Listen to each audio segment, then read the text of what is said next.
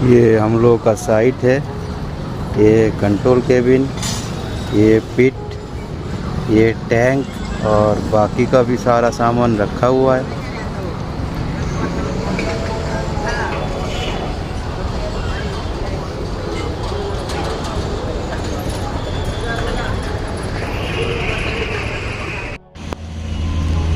ये हम लोग का नया साइट का लोकेशन है।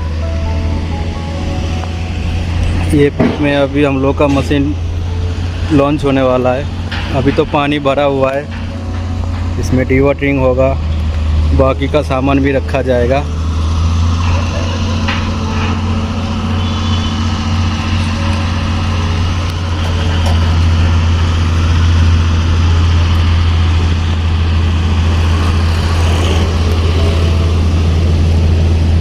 माइक्रो टनलिंग एक खुदाई प्रक्रिया है जो एक ही पास में सीधे भूमिगत पाइप स्थापित करने के लिए पाइप जैक एंड बोर विधि के साथ संयुक्त रूप से दूर से नियंत्रित माइक्रो टनल बोरिंग मशीन का उपयोग करती है।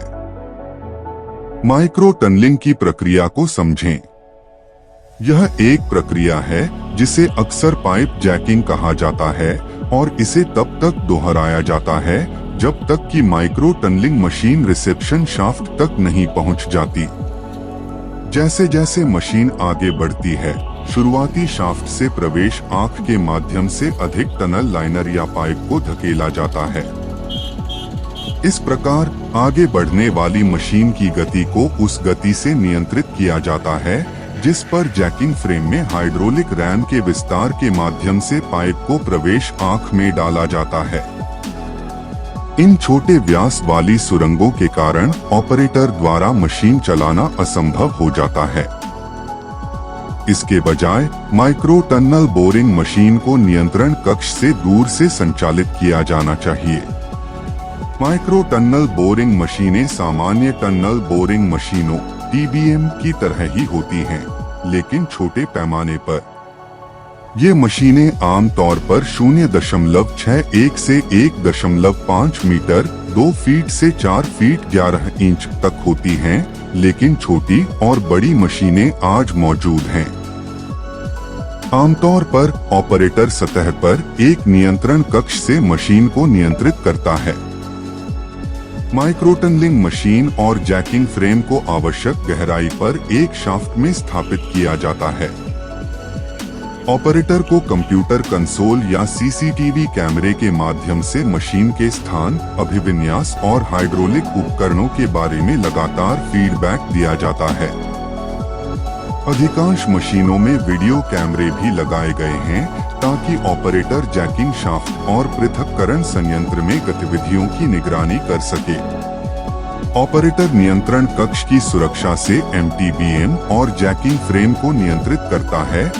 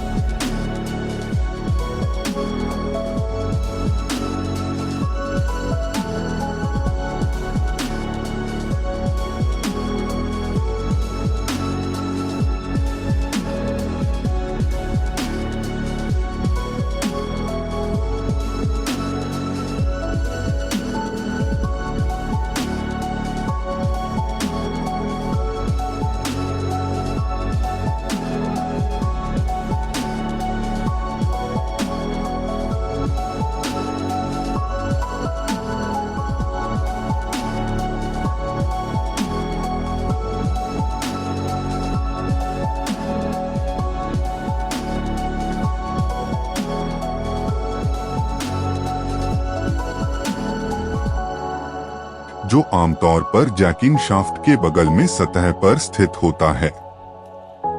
जैकिंग फ्रेम के अलावा छोटे जैक, जिन्हें इंटरजेक्ट्स कहा जाता है, टनल लाइनर के अनुभागों के बीच डाले जा सकते हैं। ये लाइनर के दो हिस्सों को अलग कर देते हैं। इंटरजैक और सुरंग प्रवेश द्वार के बीच लाइनर अनुभागों पर घर्षण लाइनर को पीछे की ओर फिसलने से रोकने में मदद करता है। इसलिए जबकि इंटरजैक के पीछे का लाइनर हिलता नहीं है, इसके सामने के हिस्सों को अतिरिक्त धक्का देने वाला बल प्राप्त होता है। Micro tunnelling shaft. शाफ्ट की खुदाई के लिए यह आवश्यक है कि सुरंग कितनी गहराई तक बनाई जाए।